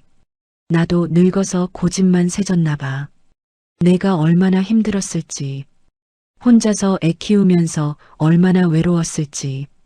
이제야 알겠더라. 박씨 할매의 눈에도 눈물이 고였고 옆에 있던 다른 할머니들도 고개를 끄덕였습니다. 우리도 미안해, 순이야. 그동안 너무 몰라줘서. 순이는 할머니들의 사과를 받으며 가슴이 뭉클해졌습니다. 7년 동안 참아왔던 서러움이 한꺼번에 풀리는 것 같았고 그 자리에서 울음을 터뜨리고 말았습니다. 할머니들은 순이를 안아주며 함께 울었고 그 모습을 본 지나가던 사람들도 눈시울을 붉혔습니다. 그날 이후로 마을 사람들의 태도가 완전히 바뀌었습니다. 장에 가면 사람들이 먼저 인사를 건넸고 지호를 보면 머리를 쓰다듬으며 칭찬했습니다. 우리 지호 장하다. 그림 정말 잘 그리더라. 엄마 닮아서 재능이 있나 봐. 순이는 그런 말들을 들을 때마다 감사했지만 동시에 씁쓸하기도 했습니다. 방송 한 번 나갔다고 사람들의 태도가 이렇게 바뀌는 현실이 안타까웠기 때문입니다. 하지만 지호를 위해서라도 이 변화를 받아들이기로 했습니다. 지호가 더 이상 차별받지 않고 잘할 수 있다면 그것만으로도 충분했습니다. 며칠 후 서울에서 온 전화 한 통이 순이의 인생을 또 한 번 바꿔놓았습니다. 아동미술교육재단의 이사장이라는 사람이었고 지호를 장학생으로 선발하고 싶다는 내용이었습니다. 김순이 선생님, 방송 잘 봤습니다. 지호 학생의 재능이 정말 대단하더군요. 저희 재단에서 전액 장학금을 지원하면서 체계적인 미술 교육을 받을 수 있게 해드리고 싶습니다. 순이는 믿기지 않는다는 표정으로 전화를 받았습니다. 정말인가요? 이사장은 웃으며 대답했습니다. 물론입니다. 다음 주에 서울로 올라오셔서 면담 한번 하시죠. 그리고 순희 선생님께도 제안을 하나 드리고 싶습니다. 순희는 이사장의 말에 귀를 기울였습니다. 저희 재단에서 성인 미술 교육 프로그램도 운영하고 있습니다.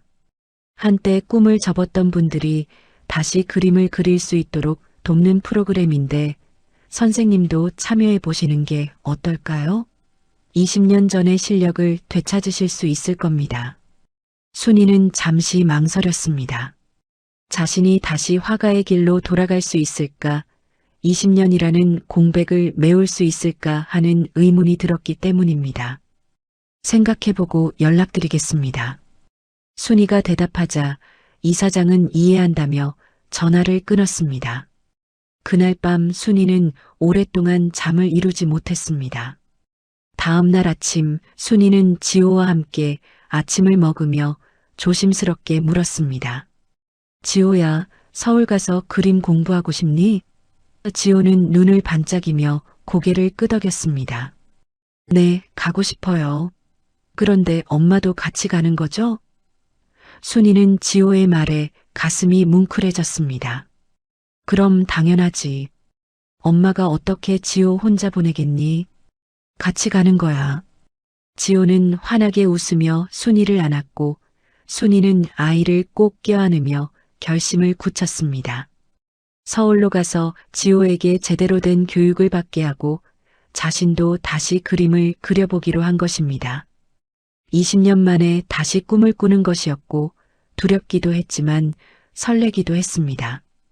일주일 후 순이와 지호는 서울행 버스를 탔습니다. 마을 사람들이 버스 정류장까지 나와 배웅해줬고 박씨 할매는 눈물을 흘리며 순이의 손을 잡았습니다. 잘 다녀와 순이야. 그리고 꼭 성공해서 돌아와. 우리가 응원할게. 순이는 할머니의 손을 꼭 잡으며 고개를 끄덕였습니다. 버스가 출발하자 지호는 창밖을 바라보며 손을 흔들었고 마을 사람들도 손을 흔들며 배웅했습니다. 순이는 창밖으로 점점 멀어지는 마을을 바라보며 지난 7년을 떠올렸습니다.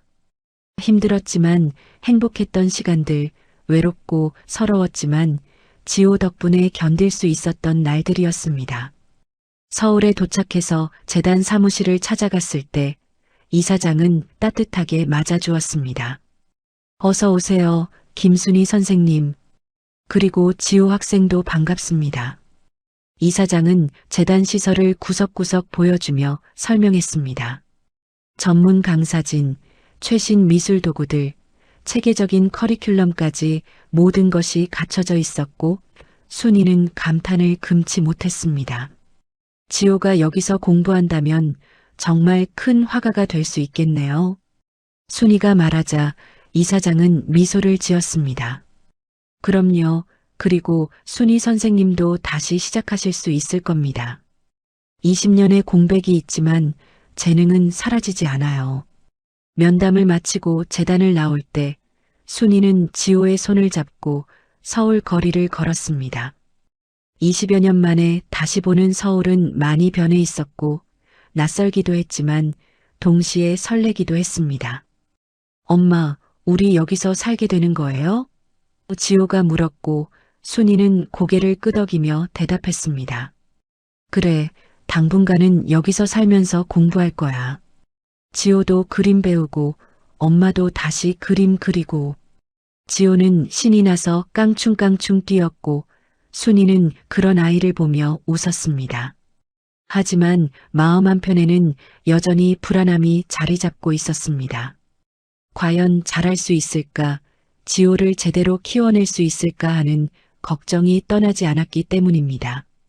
그날 밤 임시로 머물게 된 작은 고시원 방에서 순이는 지호를 재운 후 창밖을 바라봤습니다. 서울의 밤은 환했고 수많은 불빛들이 반짝이고 있었습니다.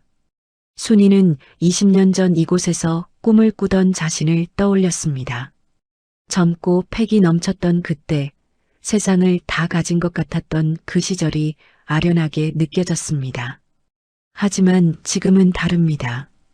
이제는 혼자가 아니었고 지호라는 소중한 아이가 곁에 있었습니다. 이번엔 달라질 거야. 반드시 해낼 거야. 순이는 조용히 중얼거리며 주먹을 꽉 쥐었습니다. 내일부터 새로운 시작이었고 순이는 두려움보다 희망이 더 크다는 걸 느꼈습니다. 지호와 함께라면 무엇이든 할 수 있을 것 같았습니다. 서울에서의 생활이 시작되고 한 달이 지났을 때 지호는 재단의 미술 수업에 완전히 적응했습니다. 매일 아침 수업을 들으러 가는 지호의 얼굴은 행복으로 가득했고 집에 돌아오면 그날 배운 것들을 순이에게 신나게 이야기했습니다. 엄마, 오늘은 원근법을 배웠어요. 멀리 있는 걸 작게 그리는 거요. 순이는 지호의 이야기를 들으며 흐뭇하게 웃었고 자신도 성인 반 수업에 참여하며 조금씩 실력을 되찾아가고 있었습니다. 20년의 공백이 있었지만 손에 붓을 쥐면 자연스럽게 움직임이 나왔고 강사들도 순이의 실력에 감탄했습니다. 역시 국전대상 작가시네요. 기본기가 살아있어요. 강사의 칭찬에 순이는 부끄러워하며 고개를 숙였습니다. 그러던 어느 날 재단의 김 과장으로부터 급한 연락이 왔습니다. 재단 사무실로 와달라는 내용이었고 순이는 불안한 마음에 서둘러 재단으로 향했습니다. 사무실에 들어서자 김 과장과 최 PD 그리고 낯선 여자 한 명이 앉아 있었습니다. 30대 중반으로 보이는 여자는 수척한 얼굴에 눈이 충혈되어 있었고 순이를 보자마자 눈물을 흘리기 시작했습니다. 순이는 본능적으로 알아챘습니다. 저 여자가 누구인지를 말입니다. 혹시 지호 엄마신가요? 순이가 떨리는 목소리로 물었고 여자는 고개를 끄덕이며 무릎을 꿇었습니다. 죄송합니다. 정말 죄송합니다. 여자는 오열하며 말을 이었습니다. 저는 박민정이라고 합니다. 7년 전에 제가 지호를 버린 엄마예요. 순이는 그 자리에 얼어붙었습니다. 7년 동안 한 번도 나타나지 않았던 친엄마가 갑자기 나타난 것이었고 순이의 머릿속이 하얗게 변했습니다.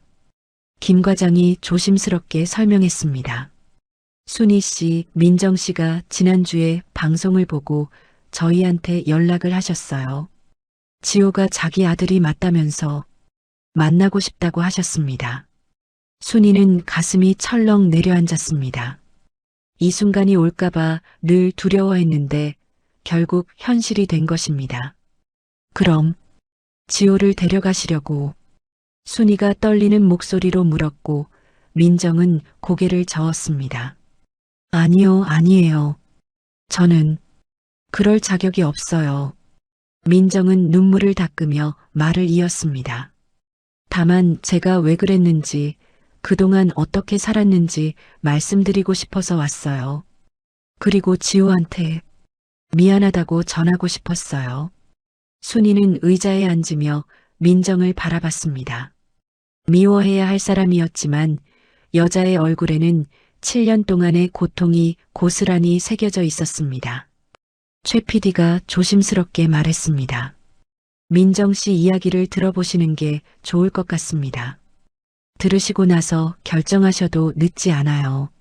순이는 고개를 끄덕이며 민정을 향해 말했습니다. 말씀하세요. 민정은 긴 한숨을 쉬고 이야기를 시작했습니다. 저는 7년 전에 28살이었어요. 미혼모였고 아이 아버지는 임신 사실을 알고 떠나버렸죠. 가족들도 절 외면했고 혼자 아이를 낳았어요.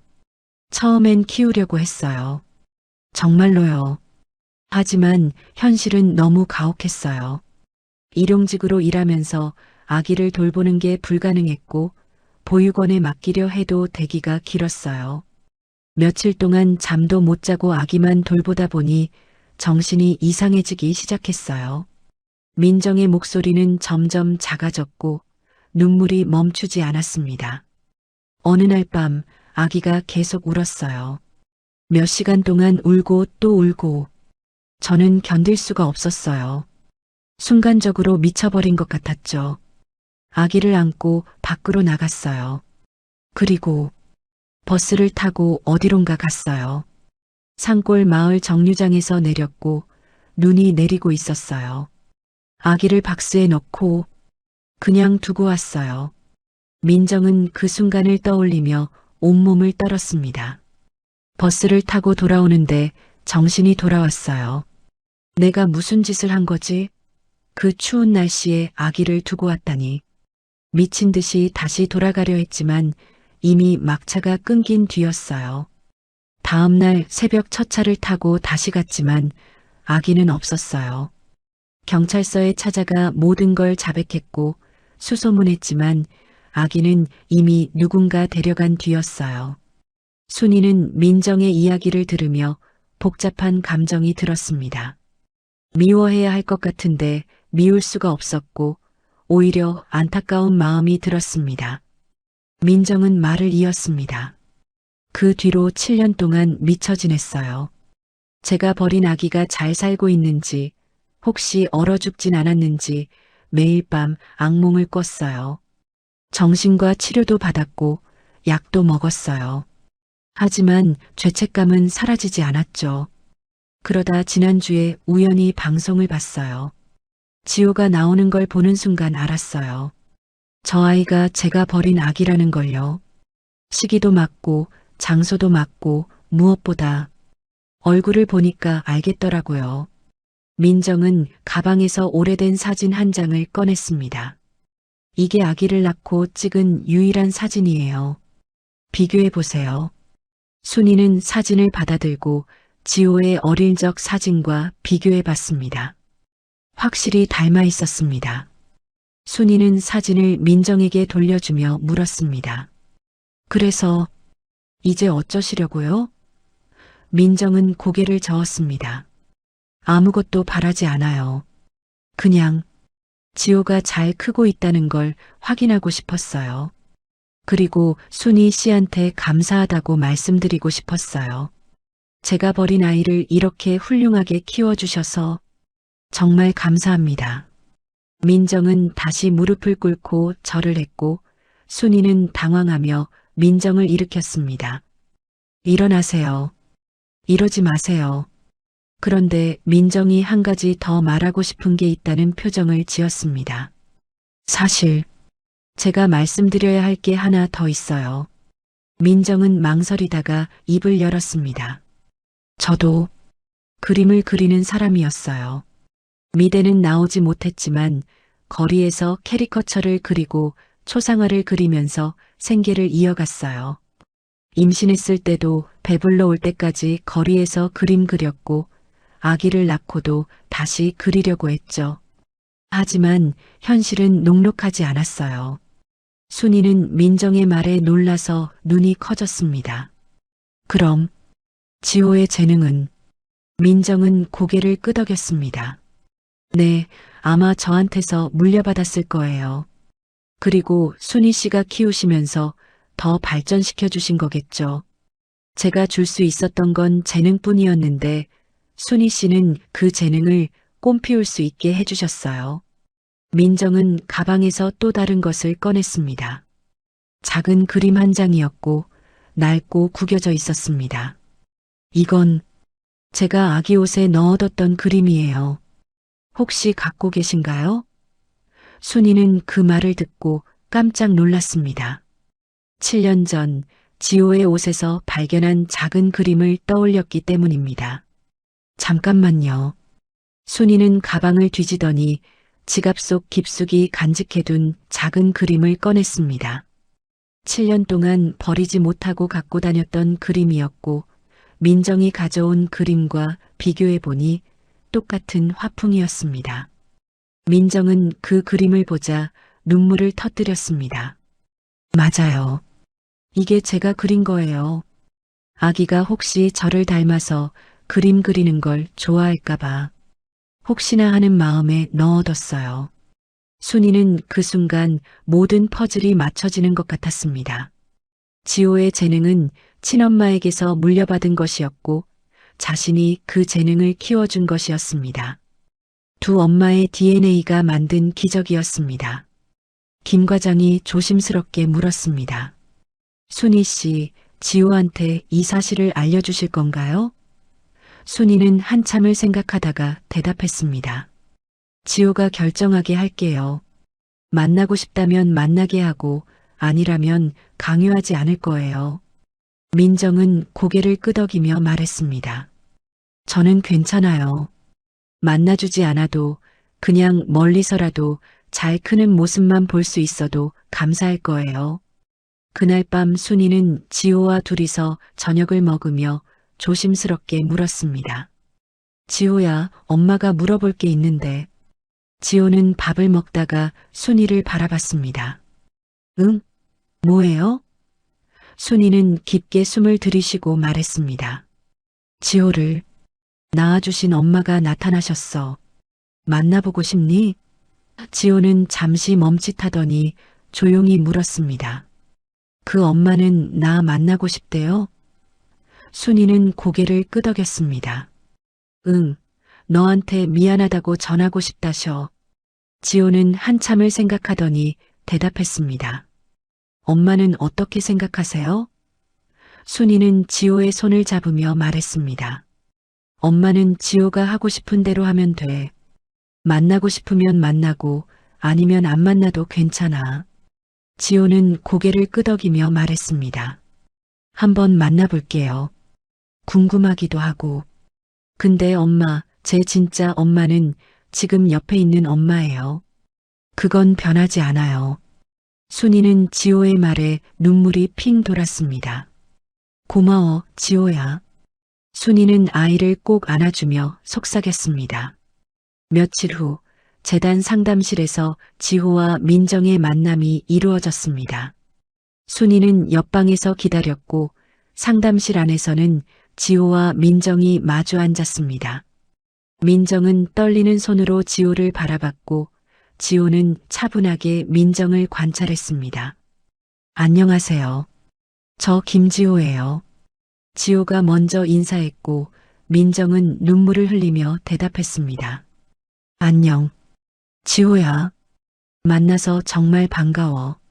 두 사람은 1시간 가까이 이야기를 나눴습니다.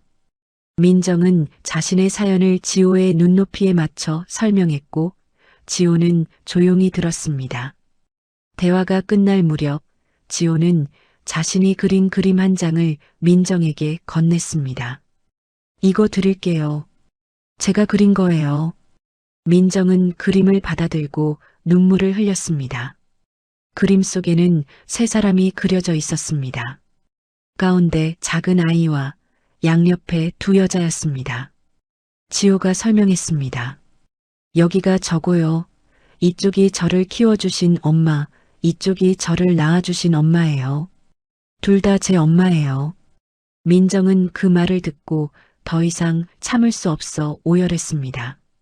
순이도 옆방에서 그 이야기를 듣고 눈물을 흘렸습니다.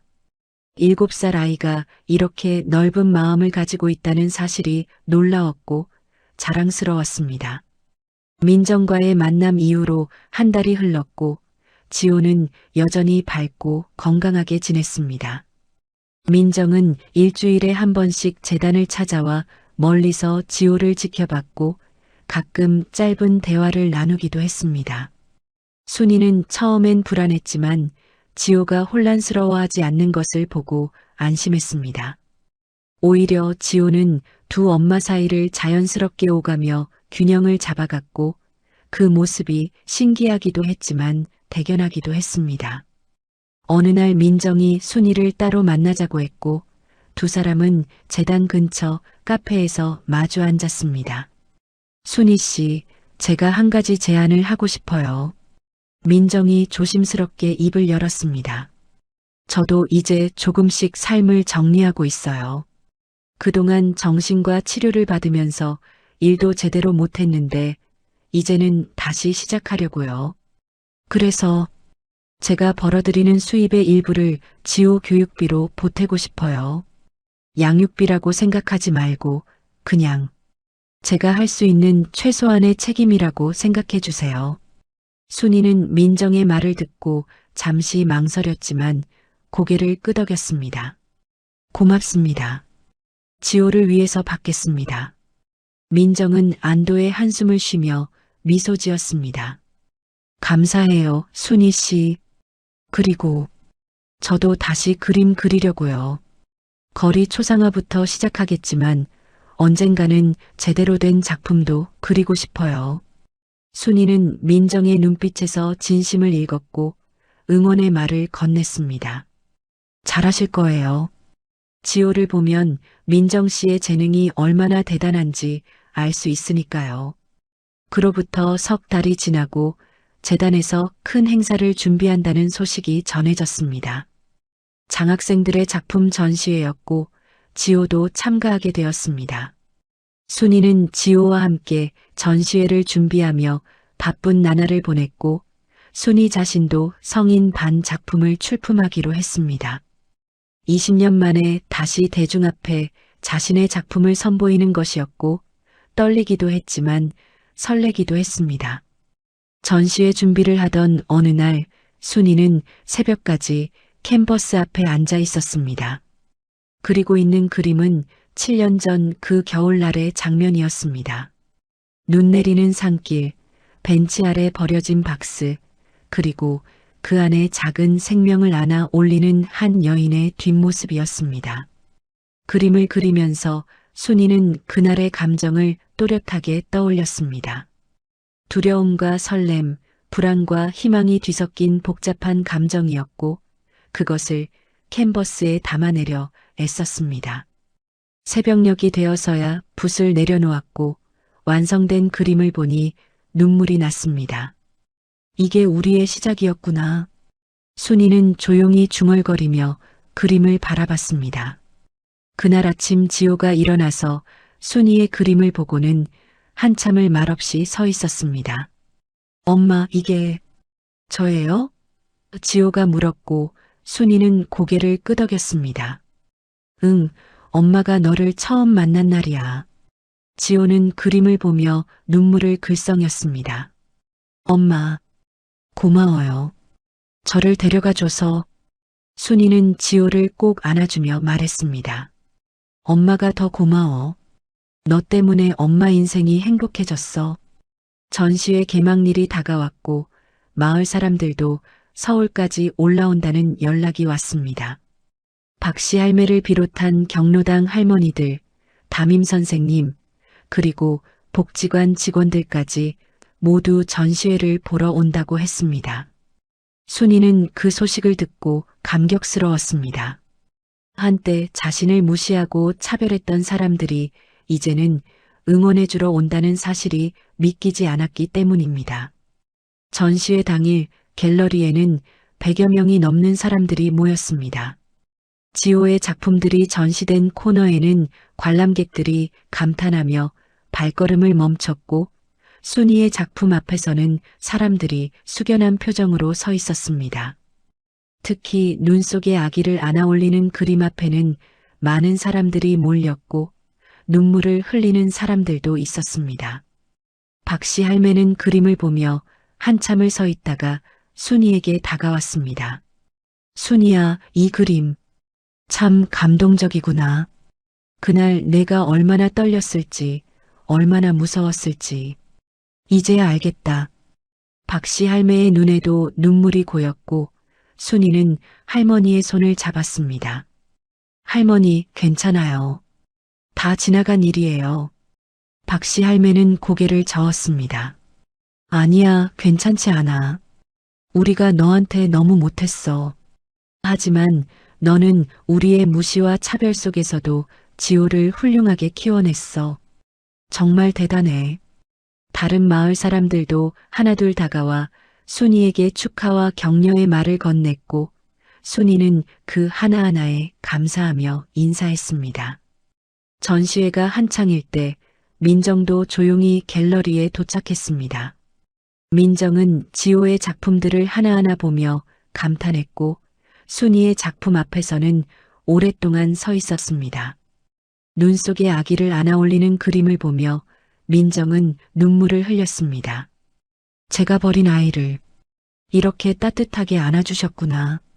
민정은 중얼거리며 그림을 바라봤습니다.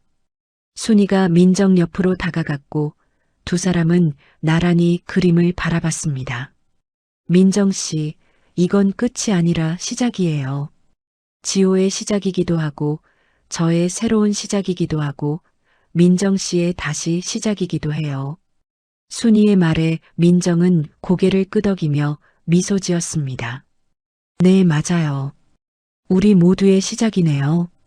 전시회가 끝나갈 무렵 지호가 무대 위로 올라가 짧은 소감을 발표했습니다. 저는 7살 김지호입니다. 오늘 제 그림을 봐주셔서 감사해요. 저는 2명의 엄마가 있어요. 한 분은 저를 낳아주신 엄마고 한 분은 저를 키워주신 엄마예요. 두 분 다 제게는 소중한 엄마고 두 분 덕분에 제가 그림을 그릴 수 있게 됐어요. 그리고 저를 응원해주신 마을분들, 선생님들, 모든 분들께 감사드려요. 저는 앞으로도 열심히 그림 그려서 많은 사람들에게 감동을 주는 화가가 되고 싶어요. 지호의 소감이 끝나자 장내에 우레와 같은 박수가 쏟아졌고 많은 사람들이 눈물을 흘렸습니다. 순이는 객석에서 지호를 바라보며 눈물을 참지 못했고 옆에 앉은 민정도 함께 울었습니다. 전시회가 완전히 끝나고 사람들이 하나둘 돌아간 후 순이와 지호 그리고 민정 세 사람은 갤러리 앞에 서 있었습니다. 저녁 노을이 지는 하늘을 바라보며 세 사람은 말없이 서 있었고 지호가 먼저 입을 열었습니다. 우리 사진 찍어요. 3명이서. 순이와 민정은 서로를 바라보며 미소 지었고 지나가던 사람에게 부탁해서 사진을 찍었습니다. 지호가 가운데 서고 양옆으로 순이와 민정이 섰습니다. 세 사람 모두 환하게 웃고 있었고 그 모습은 마치 한 가족처럼 보였습니다. 사진을 찍고 난 후 민정이 말했습니다. 저는 이제 돌아갈게요. 지호 잘 크고. 순이 씨 정말 고마워요. 민정은 두 사람에게 인사하고 떠났습니다. 순이와 지호는 손을 잡고 집으로 돌아가는 길을 걸었습니다. 서울의 거리는 여전히 붐볐지만 두 사람에게는 평온한 시간이었습니다. 엄마, 우리 행복하죠? 지호가 물었고 순이는 고개를 끄덕이며 대답했습니다. 그럼 너무 행복해. 지호가 있어서 엄마는 세상에서 제일 행복해. 지호는 순이의 손을 더 꽉 잡으며 말했습니다. 저도요, 엄마. 저도 엄마랑 있어서 제일 행복해요. 두 사람은 그렇게 손을 잡고 걸었고 석양빛이 두 사람의 뒷모습을 비추며 따뜻한 그림자를 만들었습니다. 그 모습은 마치 한 폭의 그림 같았고 지나가는 사람들이 돌아보며 미소 지을 정도였습니다. 그로부터 1년이 지났습니다. 지호는 재단에서 최우수 학생으로 선발되었고 국내외 여러 대회에서 상을 받았습니다. 순이는 개인전을 열었고 20년 만에 화단에 복귀했다는 소식이 미술계의 화제가 되었습니다. 민정도 꾸준히 그림을 그리며 조금씩 자리를 잡아갔고 가끔 세 사람은 함께 모여 그림을 그리기도 했습니다. 마을 사람들은 순이와 지호가 서울에서 잘 되고 있다는 소식을 들으며 자랑스러워했고 박씨 할매는 마을에 오는 사람들마다 지호 이야기를 자랑했습니다. 우리 마을에서 큰 화가 나왔어. 김지호 알지?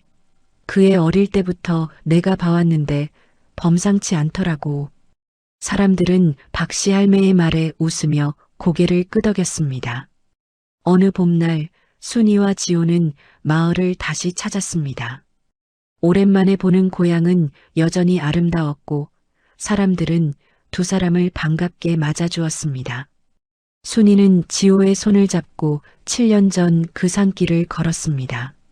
눈 내리던 그날 지호를 처음 발견했던 그 정류장에 섰습니다. 지호야, 여기가 엄마가 너를 처음 만난 곳이야. 지호는 주변을 둘러보며 조용히 서 있었습니다. 여기서 우리 이야기가 시작됐구나.